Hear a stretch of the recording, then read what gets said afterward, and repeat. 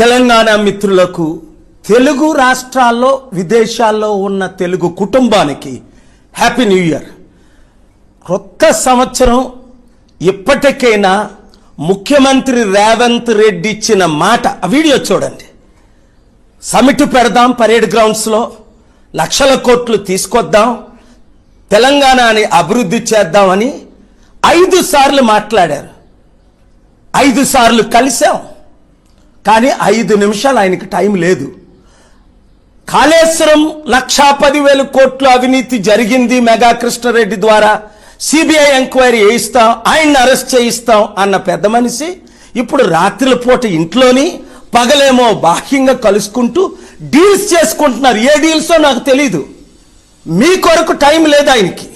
అభివృద్ధి, నిరుద్యోగుల కొరకు, ఉద్యోగుల కొరకు, మహిళల కొరకు, రైతుల కొరకు 6 వాగ్దానాలు నెరవేర్చుదామని నేను డబ్బు తీసుకొస్తానంటే ఆయనకు టైం లేదు, ఇంట్రెస్ట్ లేదు. టూరిజం చేయడానికి సౌత్ కొరియా, అమెరికా, ఇప్పుడు అట ఆస్ట్రేలియా. దేవుడు ఆయన మనసును మార్చినట్లు ప్రార్థించండి. దైవ మార్గంలోకి వచ్చినట్లు ప్రార్థించండి. దేవుని తీర్పు రాకుండా ఉండాలని ప్రార్థించండి. ఈ వీడియో ప్రతి తెలుగు వారికి పంపించండి. Thank you very much.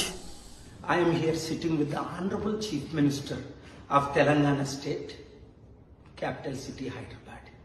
We are conducting Global Peace Economic Summit on October 2nd, Gandhi's birthday. In the meanwhile, we will be visiting your countries, hosting you. We are inviting you to come to this great and marvelous city. You can say it is the 9th wonder of the world, Hyderabad. And the Honorable Chief Minister is welcoming you. Please. Sri Ravant Reddy ji. I am inviting you to Global Summit organized by Dr. K. Pal in Hyderabad. Please do come to Hyderabad and participate in Global Summit. Thank you.